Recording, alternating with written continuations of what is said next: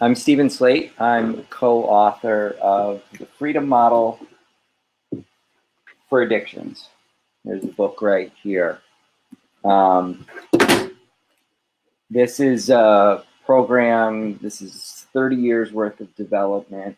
We teach it at the Freedom Model Retreats in upstate New York. I teach it online to people in a video chat like this.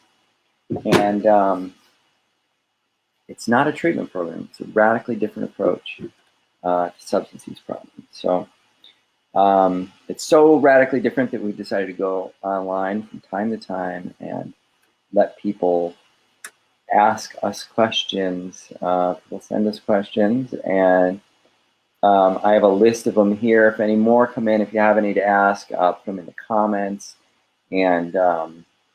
And Jeff, who's helping us out with this, will send me your questions if any come up while you're watching live. So so here is one of the first questions. Does the effect of certain drugs make them more dangerous or addictive than others, i.e. heroin and cocaine compared to nicotine and weed? This is a good question. When we wanted to talk about this idea, so the idea is addictiveness, right? There's two things here. Are some drugs more dangerous than others?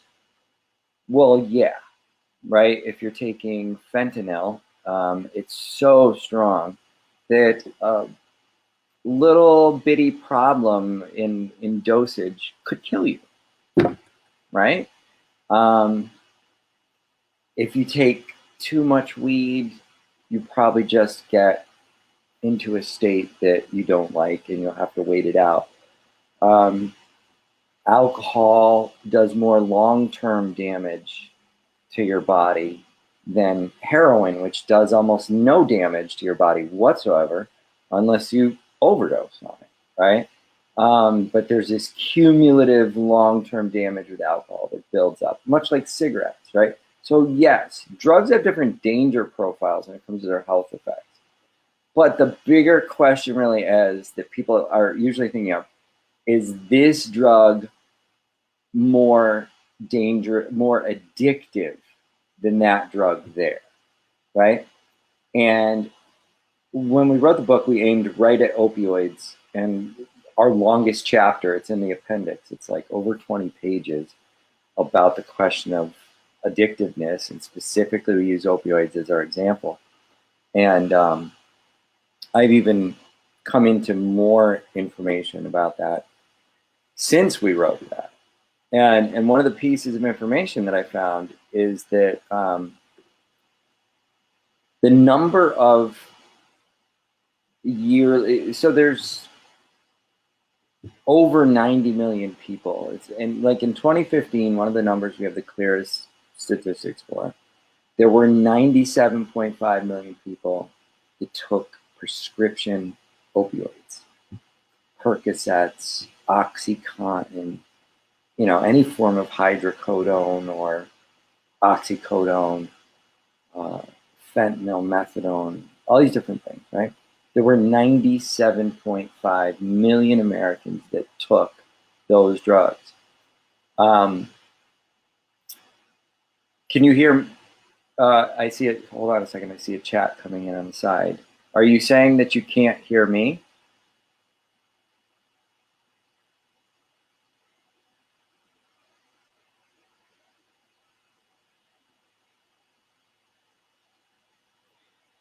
Okay, well, I hope people are hearing me. I don't know if anybody's hearing me or not. Something in my chat says that I can't be heard. I don't know if that's meant for me. So in 2015, there was 97.5 million people who were taking prescription opioids. There were 2 million, or actually a little less, that had diagnosable, opioid use disorder, meaning opioid addiction, right? 2 million out of 97.5 million taking the drug that year. So that comes up to about a 2% rate of current users who are currently addicted.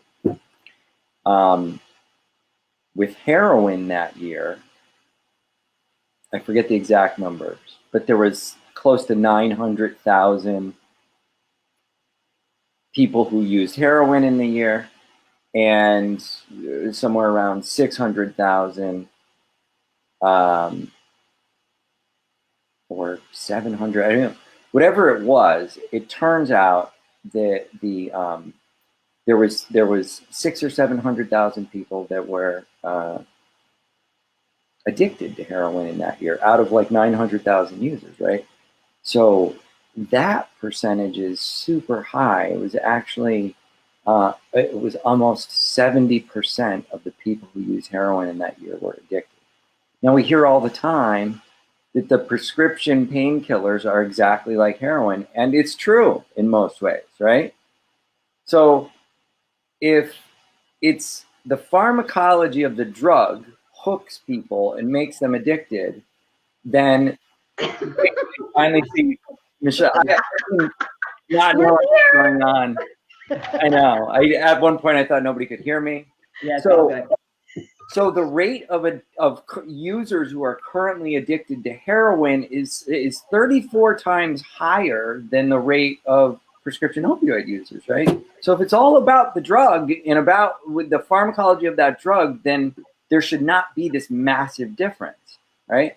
But there is. And the difference comes from the reasons, the intention, the reasons people use the drugs, their intentions going into it. People who use heroin are looking for a high, and they're willing to break the biggest taboos. They're looking for something that is going to make them feel good, a life solution, right? Most people who use prescription opioids are just looking for a temporary painkiller. And of course, we know that some of them start looking for a high in it. And then that happens. Right? But so it's not about the drug, it's about what you're going to it for. There's no such thing as addictiveness in a drug. So do more people who use heroin develop addiction problems than people who use cocaine or marijuana? Yes. Right? In the same way that they do than people who use prescription opioids. But it's about the profile of the user, what they're looking for at that time in their life. It's not about the drug. All right, sorry. You guys Mark and Michelle are here. I needed to finish that. I started on the second question on the list. Oh, okay. Okay. Oh, you started with that question. Okay. Yeah, because I figured that was boring stuff for me to deal with. Okay. that is your. I mean, unless you guys want to add to, are some drugs more addictive than others? No, I think you covered it. I think I'd like to go to the question that we had. You guys speak out against treatment. Why do you treat people? Why do you run a rehab? And we've gotten that, for many years. I can remember in the early years, we run a retreat. We help people. But we don't run a rehab because there's no disease and therefore there's nothing to treat. And, so there's a huge distinction between treating somebody and what we do, which is pure education. So I always likened it to, imagine that you go to a really nice hotel where you're totally taken care of and you're taking tennis lessons, right? I mean, you go there and then you have an educational process about some topic. Well, we happen to have the topic that we cover is addiction, but it's an educational process. We're not treating anything.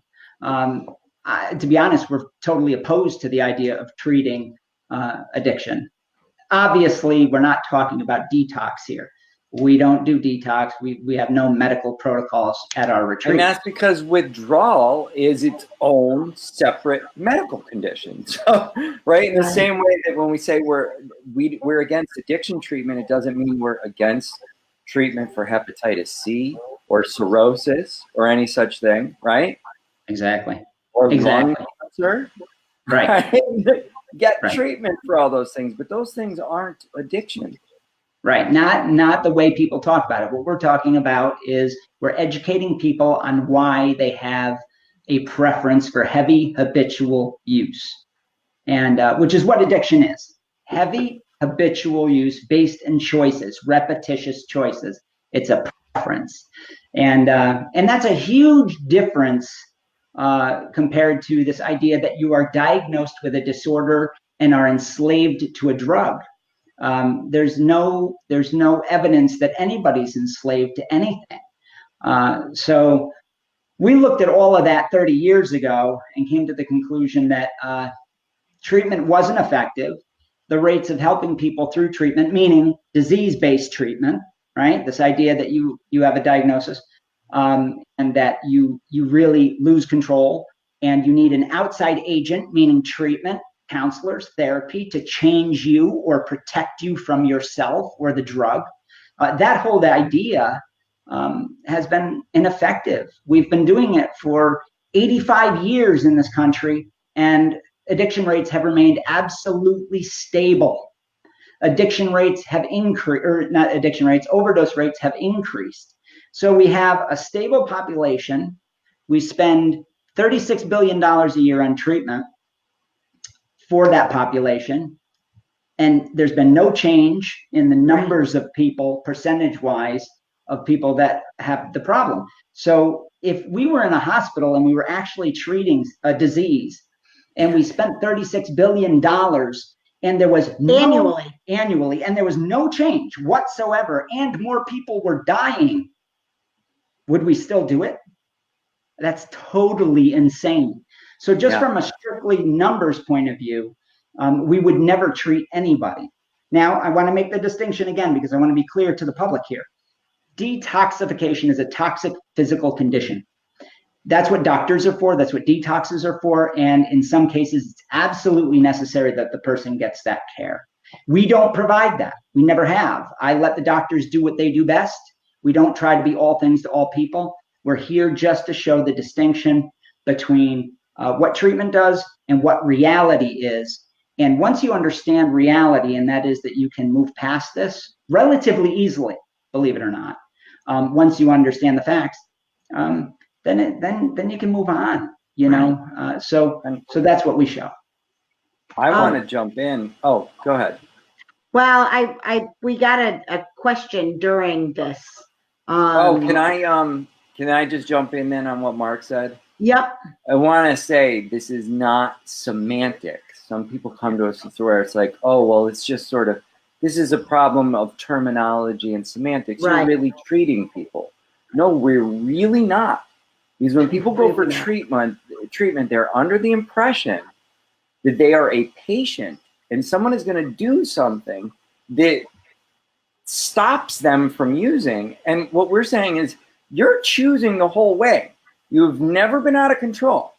Let us show you how you really are in control of this. And let us give you the facts so that you can make a new decision. And then, you know, you leave and you do that. And it's like, if I go to college for something, I'm not being like you know, right? It's like you said, if you learn tennis, you're not being treated for tennis. If I go to college to learn filmmaking, I'm not being treated to become a filmmaker. Now, in either of those cases, here's the other thing too. People want to bring all the neurological change into this. They say, well, when people do therapies and do this and that, there's brain changes that happen. Well, brain changes happen if I learn to play tennis, if I learn filmmaking. So would that make those teachers that teach those things into doctors of some sort? You know, it really wouldn't. And just because, we can find evidence that there's brain change when people change their habits doesn't mean that any process of changing those habits is treatment or a medical approach at all. It's not. We're literally giving people information, and we don't do anything to stop them from using. Right. They go out and now, armed with that information, they make a different decision. And that's radically different from the premise of treatment, which is I'm going to wrap you up in a system that sort of nudges and manipulates you into not using. Totally different. There's no semantics here. We are not treating people, not counseling. And it's very important. I want everybody to know that coming in the door, you know? Yeah. So I'm sorry I belabored it, but No, it's important. it's so important. Yeah. Michelle, did you have something? Yeah, well, we got a question that came up while we were live, and it says, "Why did it take so long to figure out you were choosing?" And I assume he's asking us personally. Right. You know, it says lots of meetings, all of you. There's a couple other questions in there too, but I want to address that one first. It didn't take me at all. I knew I was choosing right from the beginning. When I went to get help and we were kind of in AA, we had already thrown out the powerlessness. Yeah. I mean, right from the beginning, you know, without knowing I was part of the Baldwin Research Project of 1990, I was told you're not sick, you're not powerless, you're making a choice. You to get high, or to get drunk and high, you like it. And I didn't argue that. I accepted that fully. That these were decisions that I'd made. I didn't know how not to want to do it. There were things about it I still really liked, but there was a lot about it that I didn't like anymore, and I knew I wanted to make a change. And so thankfully, even though I was raised in AA, the cult as it is, even though I was raised in this whole powerlessness idea, I had, within, you know, a 12-month period prior to seeking help, I'd watched my grandmother die of cancer, which was a real disease, you know, and that she battled for 12 years. That's a battle, you know, to stay alive. And so I knew the difference. It was very clear to me. And I never thought that I was not choosing what I was doing. Yeah, I knew it was a choice as well. Just it was self-evident to me because I stopped. Right. We both stopped before we went to an AA meeting. So the timing of my experience was interesting because I stopped after I got in the car accident, drunk driving, and then I was 18 years old at the time. And then I was forced into the system 6 months later by the courts. And that experience, I knew I was choosing. But I think really to your question, I also there was no other alternative. This was the late 80s. Right. So we went to AA. Everybody went to AA. Everybody. That's what you did. There was no non-12 step. I came up with the term non-12 step. Me. You're right. Me and Bear. I mean, that didn't exist until we uttered those words in 1992. So there was no option. You went to AA, and it was kind of a strange experience because I knew what my personal experience was. I knew that I was choosing. I knew that what they were saying didn't make sense. So to your question, why did it take so long to fully extricate ourselves? Here's why. Both Michelle and I grew up in AA. Right. There was no non-12 step category. Didn't exist. You either went to a rehab, and in those days, it was real hardcore. I mean, it was all TCs, and they were abusing people. They abused me for 8 months. Yep. You know, it was really bad. So really what took so long was sifting through the entire treatment nonsense. Yes. Which is a big, huge conglomerate of myths, and pulling it apart piece by piece. And we did it really like no other researchers had ever done it before. And that was, we lived with our guests and had them teach us what human beings needed. We learned to listen. And in AA, as you know, if you go, you don't listen, you tell people what to do. It's prescriptive. You tell them how to live their life. You demand certain things. It's very black and white. That's how cults are. That's how mind control is. That's how it works. So I spent 12 years listening and learning that a lot of the stuff I was talking about didn't make sense. And it's just how you learn, you know, you figure it out as you go. But I think that, I think the choice part we knew from the beginning, which is what set us apart from day one from everybody else. It's why we didn't fit. It's why we didn't fit in the meetings. Yeah. I mean, not only did we not fit in the meetings, but we were like ostracized in the meetings. We were bullied in the meetings because we weren't willing to say the things that other people were saying. And you know, so we got, but we also did participate. I mean, we participated in AA like the hierarchy, the politics, and things like that. We just didn't buy into it. Yeah.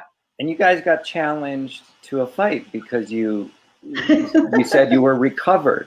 Oh yeah. Oh, yeah. A literal fist fight, right? Oh yeah. I had unbelievable amounts of hate mail that came from all over the world. Yeah, all over the world. I sent out a newsletter back in the day, and I said I was recovered, and everything was kind of in baby steps. And I introduced the idea that you could be okay and you could move on with your life. And you would have thought I dropped a bomb on the world. I mean, people went crazy. And I've had death threats. I've had all kinds of governmental action imposed upon me that was illegal. I've had an incredible amount of stress. But that was the beginning of the paradigm change. And we were kind of the tip of the spear that was piercing that whole model really for the first time. And so there was a lot of pushback. But now, not so much. I mean, people know that what we're talking about is absolutely solid from a research point of view. People choose.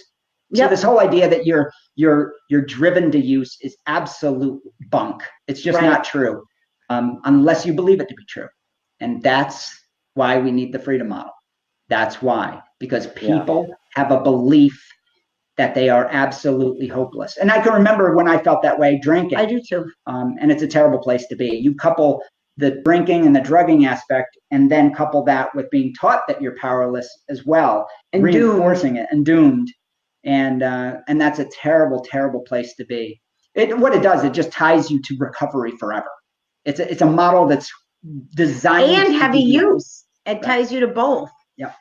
So there's another question here that I that's a quick answer, which is, why is it important to forge your own path? Well, it's important because nobody can do it for you. I mean, you're the chooser. That's why the freedom model is so different, because we know that I can't tell you what you should like and not like. I can't tell you what you should do and not do, or what you should ingest in your own body. Nobody can do that. And of course, treatment is set up to do that. Treatment is set up to control people and make them not do things that they absolutely want to do. Whereas what we talk about is, let's see what you like about this and see how much you still like it.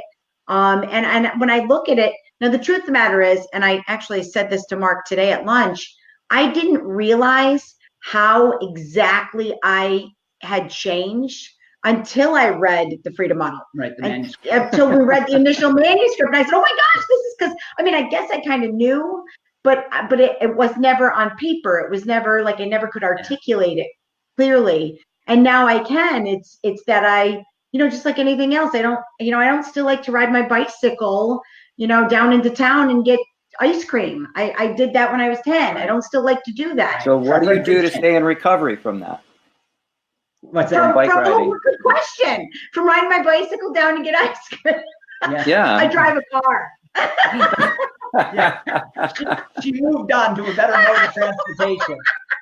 And I can't eat ice cream because I'm lactose intolerant. I think you have to forge your own path, because of what you're saying. You have to be convinced, right? Yeah. And anybody can look at what's happening right now with overdoses and say, I really shouldn't be buying heroin off the street right now. Shouldn't be doing that. Right? That's very obvious, yet there's still plenty of people doing that out there that are fully aware that it's a very dangerous choice right now. Right? So what drives them to do that is that they believe they can't be happy without the heroin. They believe it's the only thing that'll make them feel right. So they need to become convinced that a different choice is worth it. And how are you going to inject that into somebody's brain for them? You can't inject that belief, that perspective. All we can do is lead you to, here's what you should look at. And maybe that'll help you to forge your own path. That's right. Mm-hmm. We have another question that just came in. Why does relapse always happen in addiction and is almost always expected to happen? Well, it's not. It's in treatment. They always expect it to happen. It's part of recovery. That's what you're told. Relapse is part of recovery. Yeah, I think it's just cover for their failure. To put it bluntly, I mean, the industry is it's amazing how every single method used always ends up with you needing more treatment, right? I mean, that doesn't happen with cancer medicines. The end result is not perpetual chemotherapy. Oh God, no. It's not. It's not. And the goal in medicine is to be cured. And this is the only pseudo disease where you never get a cure. You're always paying out the nose for somebody to tell you how to live your life. And here's the irony of that, or the craziness of it. Each person, and these are the pillars of the freedom model, each person, each individual, each human being, you're born with the ability to move past an addiction because you're born with free will. You're born with a desire, a pursuit of happiness. You're born with a mind that can think and reason out. You're born with every single thing you need to get over this until you learn that you can't. Right. And prior to AA, which really came up and coined and mass produced the idea that alcohol and drugs are cunning, baffling, and powerful. They personified the drug. They made it a living thing. And then people started saying and regurgitating this information. Yes. And then literally, we talk about drugs like it's a battle against something that's out to get us. And that's a boogeyman. That's actually a straw man. It's unbelievable how we talk about it. And people don't even realize it because now you're born into it, into the culture. Right. So substances are just substances. And you, the person with your autonomy, have the capacity to simply decide, well, I like it, but I don't like it as much. Maybe I could like it if I did less. I can moderate, I can abstain. There's every option available to you. But unless you believe that, unless you know the truth, that drugs aren't alive and personified things, you're gonna forever need somebody to addiction proof your life for you. You're gonna have to try to have a trigger-free life, which is impossible. So you're always going to relapse because you're always going to fail at this standard that is an impossibility. Addiction proofing a life according to treatment is an impossibility. So you're set up for intense failure. Then you fail. Then they say relapse is part of recovery, and the circle continues and you never get out. It's insanity. It's insanity what we're doing to people. And now we tell kids this in grade school, in health class, in these curriculums. It's totally counterproductive, and it's hurting children because we're and they tell kids if you get too depressed. Go ahead. They say if you get too depressed, watch out, you might start self-medicating. Well, thanks for the idea. You might start taking drugs if you're too depressed. It's pretty dumb. But I like what you're saying about the personification of drugs. And the one that always gets me is the personification of addiction as well, where people go into rehab and they write that letter to their disease. And they even have, I've seen people say, oh, my daughter wrote this great thing. And it's word for word the same thing. So I think they have you copy it sometimes, right? You just copy the word to the letter to your disease. And it gets personified. Now, this is a thing that you're battling. And what you're saying, Mark, about it's really never possible to move on when you're under the mythology because you're battling a force that doesn't exist, right? And so it becomes about strength and weakness. And protecting yourself from this thing. And it is just in your own mind. It's like, for whatever reasons, and that's not to say it's imaginary, but for whatever reasons are your life, you've developed this preference and you really think you need this thing. And you got to figure out, your way around those ideas that support using and that drive that desire to use. What's really remarkable is there are people that don't relapse. Okay. We know people that have been in AA for 25 plus years, 30 years, 50 years. They don't relapse. And the reason that they don't is exactly the reason that we talk about in the book, which is they came to the conclusion that they could be happier abstaining. Right. And sadly, they're still tied to their behavior from so many years ago, so that it's still kind of out there looming. Yeah. I mean, even after you put some time behind you, but it's never talked about. It's never talked about in the meetings that, I'm okay. I know I'm okay. And I even when we were first, in the early years, I remember thinking I'm going to be okay. I remember thinking that, but you're not allowed to say it, because I probably had like 3 or 4 months in AA, and I said something to somebody, oh, I'm never going to drink like that again. And be careful. Oh yeah, be careful. So if you're asking why people relapse, there's why. Because even if you say I'm okay now, I'm totally fine, well, that's your disease talking, and it's getting in your head, and it's going to make you think that you could drink again safely. Well, guess what? Most people can. Everybody can. Yeah. I mean, that's so that's why people relapse. They're told they're gonna, and then they're told that what they're thinking isn't real, that they're going to be okay, and then they're told that it's all just part of the disease. The disease, you stop trusting your own instincts. You stop trusting your own thoughts. Yeah. There's people are rejecting. First of all, relapse is a part of recovery. Mark, you're so right. That's just a justification for why they fail, right? Yeah. The disease is too hard to beat. You also see how they backwards justify AA now. They say, oh, it's a form of CBT. Can't you see? It works in all these ways. So they try to piggyback on CBT to justify what they're doing and what they refuse to change in their rehabs. It's whatever's the most popular model that's out there. That's right. Yeah, they try to say, oh, really? AA has been doing this all along, and really, no, they haven't. And but here's the thing about recovery, right? And people are rejecting that label. Right. Yeah. Actually, don't we have a question about that? We do. Have a question about? Funny. It just came in. How is recovery a trap? Because we call it the recovery trap.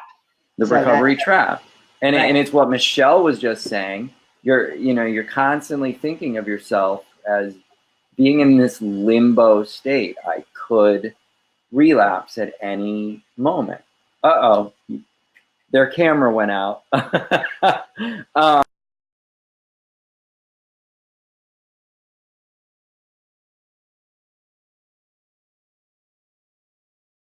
We're talking about how is recovery a trap. All right. You see me now? Exactly. All right. Facebook glitches in the last couple of days. Facebook is having issues. So. Oh yeah, that's right. Mm-hmm. Yeah. Okay, go ahead, Steve. You were saying. Oh yeah, it's a trap because it's a state of limbo, right? You're taught that you have this disease and that you're fragile, right? So I recently ran into a study where they did this big survey, and of all the people they found that got over their substance use problem, only 45% of them subscribed to this idea that they were in recovery. So the vast majority did not subscribe to it. And a lot of them were people that once subscribed to that idea, but then they said, you know what? No, my problem's over.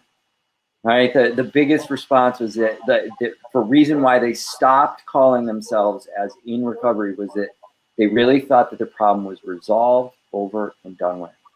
Yeah, so they moved on. They moved on. Awesome. Right? Yes.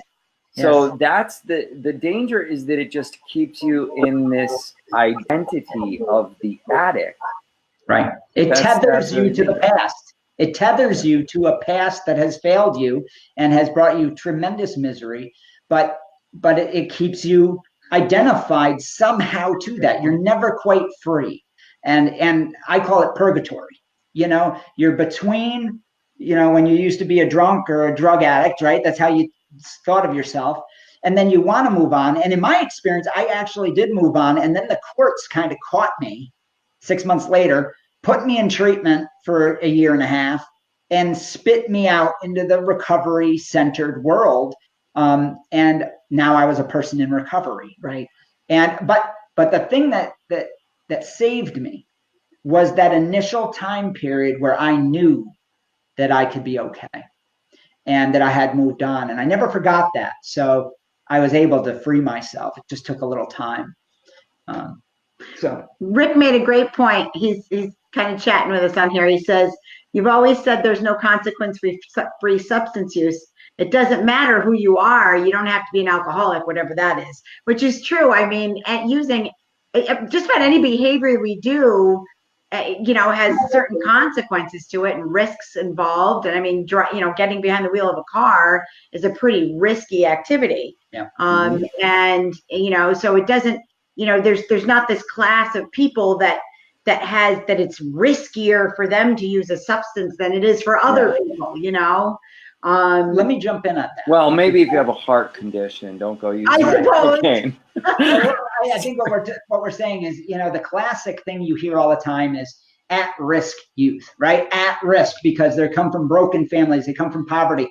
But what people don't understand is that the vast majority of people in those at-risk groups don't get high. No, they don't. So that's not how they respond to their plight. Yeah. So you have this massive group of people, massive millions across the country, right? That live in poverty, that come from broken homes, and they don't get high or drunk. So in research, what I did, what Jerry did, what you did, Steve, what you did, Michelle, we looked at those people and said, right, why isn't that studied? Why is that entire portion of people literally ignored as if they don't exist? Right. And then we'll just study the people that are in jail and in treatment, right? As if those are the only people that exist.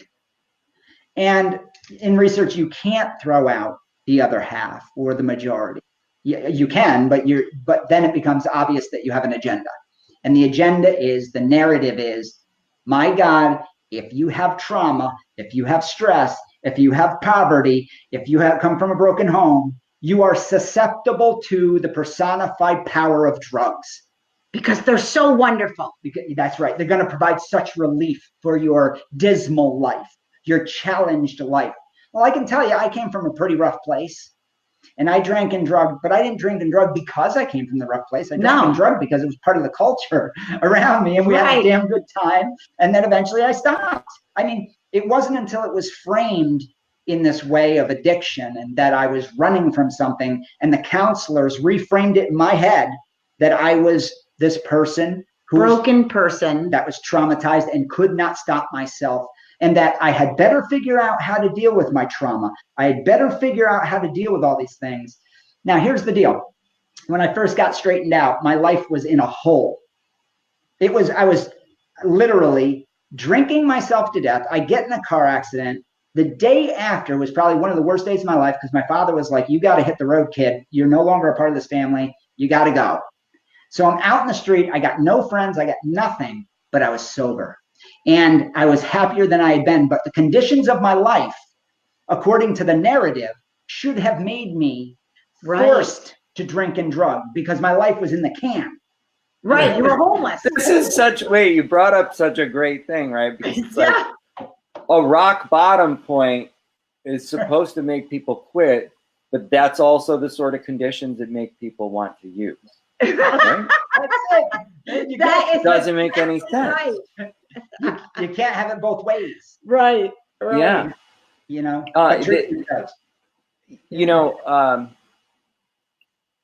I forgot. You really had me going. You really had me going when you were talking about all of that. Let me just wrap it up with this thing. Earlier we opened up with all roads lead to treatment. And that, what you just described, Steve, with them wanting it both ways. Yeah. No matter what you do, if you're too rich, if you're a person that has too much affluence, if you're a spoiled suburban kid sticking a needle in his arm, you're susceptible. Then it's because you have no responsibilities and you have all this opportunity to use that makes you use. Yeah. But then because you have too many responsibilities and too much burden, right? Like you're gonna use it goes every which way. Yeah, it's dumb. Here's what you were making me think of, Mark, with the counselors and everybody getting in your face, right? I was just reading about this the other day with schizophrenia, and in countries I saw that. where they have a different approach to schizophrenia. They don't think it's a brain disease, which I'm not going to dig into that, right? But I'll say in those places, the relapse rate for schizophrenia is like around 20%. Wow. And the duration of episodes is shorter. And then here, it's something like 67% relapse rate into like a psychotic break moment of schizophrenia, right? And in England, it's something like 50%. It's very high in all the places where we really harp on this disease thing. And they were like, okay, well, like, let's look deeper at that. And the approach, and they used Tanzania as an example, was they thought that, well, you know, you're being visited by spirits right now. Yes. And look, you're just going to have to deal with that. You can do some rituals. And so the family approach is like, okay, well, we'll just let them go through it and we'll take care of our loved one that's going. Like, it's just to take care of them. And, you know, not a lot of treatment unless, you know, things get super crazy, you know, but generally just sort of sit back, let them scream and go through all kinds of things, right? But they were saying, you know, here we breathe down their necks. It's like, I'm going to fix you. This is disease. You got to get you into treatment, monitor you, make sure you take all of your medication. And I had a friend I loved very much who was going through it, and remember trying to get him to take his medication and things like that. And it ended very tragically for him. And he had everybody, you know, seemingly loving him, right? We were all loving him. He had family that loved him, friends that loved him, all sorts of people, got him into different institutions, and he just kept running back out to the street and living on the street until he died, you know? And so they looked at this, and the families that were the most active, unfortunately, in trying to fix it had the worst outcome. Right. Yeah. And when I was reading about this, I really related it to addiction, where I've known people where families didn't give them a minute. You smoke a joint, you're back to another rehab. I've seen that happen. I know. And I've seen those cases go the worst, right? Yep. And so now this can sound like I'm making an argument for doing nothing, but I'm not. What I'm trying to make the argument for, and what we try to do in the book, is say, look, okay, it's your life. If you're not doing something that's going to immediately kill you, lay off yourself for a second, right? Sit back and like figure out what you like and don't like. It's your life. You got it. You know, it's up to you. Instead of, you're going to die if you keep doing this. You better stop right now. I mean, we all know, like, as I said before, heroin, we all know this right now. But if you're using heroin, you're still doing it. And anybody telling you that isn't going to make you stop. It's just going to get you more paranoid. It's going to create distance from anybody that, you know, that's exactly right. It seems like they want to help you or whatever, because they're just getting in your face. It's going to lead to more desperate measures, more isolation, all of this sort of stuff.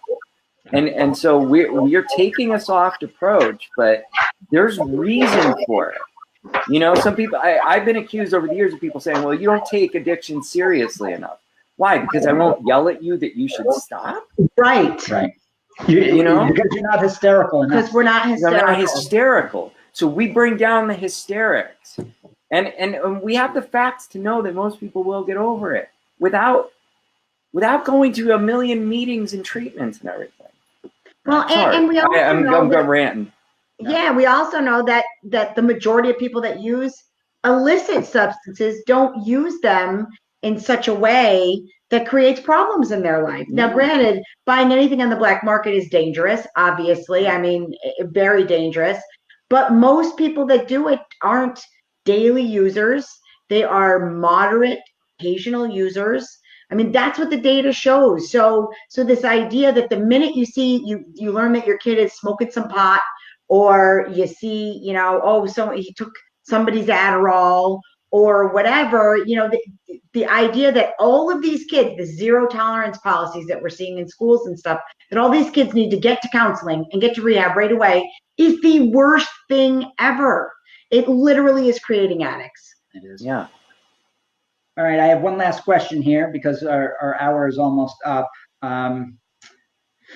This is what the person said. Really, you can help people from the comfort of home, like an addict can really get well at home. You know, they were kind of annoyed with us. Well, first of all, that's where it happens. You know, most of the time. It's interesting because the research studies people in treatment predominantly. There's this quiet, silent majority that are sitting at home in their easy chair. He's 50 years old and he says to himself, you know what, I'm done. I'm just done drinking. I'd really like to go in the other room and be with my wife, and I'm tired of it. And they stop. There's no fanfare. There's no intervention. There's no treatment stay. Yeah, that's most people. That's most people. It's the 20-year-old who says, you know what, I'm at college and I'm failing out. I don't want to fail out. So they stop. But they're not counted in any research studies. Now, we've looked it up. We've found studies that found these people, interestingly. Yeah, can I give one little rundown? Yeah. Right? If we talk about alcohol specifically, there was a whole bunch of studies in the 90s and up to the early 2000s that they showed that, first of all, most people don't get treatment for their alcohol problems. It's like 15, 25%, depending on the studies you look at, right? So you have at least 3/4 don't get treatment, 15 to 25% do get it, right? And then when you look at the success rates for both groups, they're exactly the same, right? So now you've got like, let's say you got 25% and got treatment. It's actually lower, but let's say it's 1/4 got treatment. Out of them, it's only what, 15% that get inpatient, right? The rest of them are counted as kind of outpatient. So now we're whittling that way down, and the success rates are the same. Basically, they're actually a little bit lower for the treated group, but let's call them the same on either side. So the vast majority, like you said, Mark, it's just happening at home in their normal day-to-day life. They're starting to be like, oh, I'm going to drink less. Yeah. So I want to be clear about what this person's talking about. They're talking about our Freedom Model private instruction, where people take lessons via video conferencing, much like this. Right. And they learn the Freedom Model. The only thing the Freedom Model does is it takes all the mythology, and I want to be clear about this. It takes all the mythology and debunks it so the person doesn't have that distraction anymore. So we know that there's natural remission rates, meaning eventually people figure out how to change on their own to the tune of over 90%, whether they're doing heroin, crystal meth, alcohol, whatever it is. They're going to figure it out. In other words, people don't use drugs and drink heavily throughout their life till they die. Very, very, very few people do that. So we know whether they're treated or not, 90% of the people are going to get over the problem, greater than 90%. So why have the Freedom Model then, right? Why have it? That's a question that pops up. And the reason is because we want to speed that up so they don't go down the recovery train where they're now looped into a system that keeps them from moving on, from actually experiencing the natural remission that is absolutely natural. So what treatment does, it takes a person that's in trouble, obviously struggling with some issue, and it puts them into the trap. And the time that they're in the trap, which can be a lifetime, which is truly tragic. Yes. That time they could have figured it out on their own. Now, everybody says, well, what if he overdosed? Well, overdose rates are very tiny when you take it as an aggregate of the whole population. It's very small. And I'm not downplaying how tragic it is. Right. But overdose has been a problem with drug use since the beginning of drugs. I mean, it's a fact that there are some people that are going to take it to those levels. But so what does the Freedom Model do? It speeds up the process. It averts and distracts somebody from getting put in the trap or placing themselves in the trap. It gives them the information so that the natural remission is the goal. And that is, you are capable of making any decision you want about this, just like it's no different than eating toast. But with all the mythology heaped on you, it seems like the most insurmountable, problem that you've ever had. And I understand how that feels. I grew up in AA. Yeah, literally from my first memory. I want to stress that in the process of unraveling that mythology, what we end up explaining is how to choose, right? Not what to Yeah. choose, but That's how right. to do it. What does it mean to make a choice, right? And I now maybe going to dive too deep, but I'll make it very quick, which is in recovery, it's just stay very afraid of using, right? Yes. That's how you stay sober. Repress your desire with fear, right? But choosing, really choosing, to say that a person chose something is to say that they looked at more than one option and they thought about the merits for each of those options and picked the one that they liked, right? And that process isn't happening while you're fighting the disease and trying to scare yourself straight, right? You're not looking at the merits of abstinence, even if that's what you're doing. Abstinence is what I have to do so that I don't go to jail or my wife doesn't leave me or whatever the thing might be, right? So we unravel, but we're also building up. Hey, wait a minute. Here's what it really means to choose. And a lot of people don't think about those sort of things. And if you ever did try to sit down and was like, what is a choice? Ask somebody that like, I don't know. It's just doing something like, no, there's more to learn there about what it is, right? Yeah, absolutely. Absolutely. Okay, I think we can probably wrap this up for today. I think we've been about an hour. I think our time is up. Thanks so much, Steve. Thanks, Mark. Thanks, guys. All right. All right. Thanks, Bye, everybody out there. everyone. All right. Bye. Bye.